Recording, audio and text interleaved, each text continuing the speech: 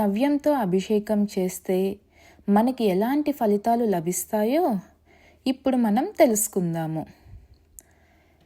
మనం శివునికి నీటితో అభిషేకం చేయడం ద్వారా మన మనసుకు పవిత్రతను, ప్రశాంతతను మరియు ఆధ్యాత్మిక వృద్ధిని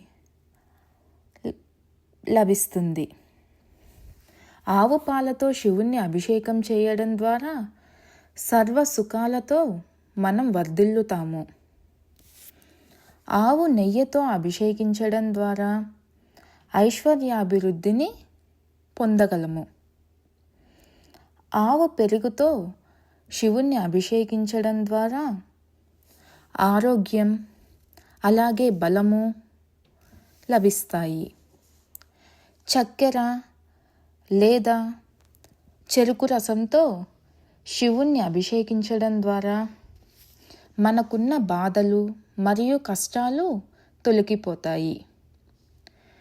శివుణ్ణి తేనెతో అభిషేకించడం ద్వారా మనకు తేజస్సు అనేది బాగా వృద్ధి చెందుతుంది. శివునికి భస్మజలం అంటే భస్మంతో కలిపిన జలంతో అభిషేకించడం ద్వారా మన పాపాలన్నీ నశిస్తాయి. శివునికి సుగంధోదకం అంటే పన్నీరు కలిపిన నీటితో అభిషేకించడం ద్వారా పుత్ర లాభం అనేది మనం పొందగలము. శివునికి పుష్పోదకం అంటే పువ్వులతో అభిషేకించడం ద్వారా మనకి భూలాభం, స్థిరాస్తి కొనుగోలు చేయడం లాంటివి చేయగలము. శివునికి బిల్వజలంతో అంటే బిల్వ ఆకులతో కలిపిన నీటిని శివునికి అభిషేకించడం ద్వారా మనకు భోగభాగ్యాలు కలుగుతాయి. పసుపు కుంకుమ కలిపిన నీటితో శివుణ్ణి అభిషేకించడం మనకి చాలా మంగళప్రదం. గరిక కలిపిన నీటితో మనం శివుణ్ణి అభిషేకించడం ద్వారా మనకు ఆర్థికంగా బాగా వృద్ధి చెందుతాము.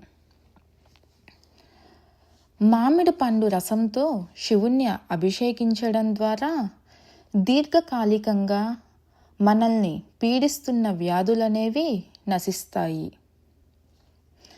నారికేళ్ల జలంతో అంటే కొబ్బరి నీళ్లతో శివుణ్ణి అభిషేకించడం ద్వారా మనకు సర్వ సంపదలు వృద్ధి చెందుతాయి.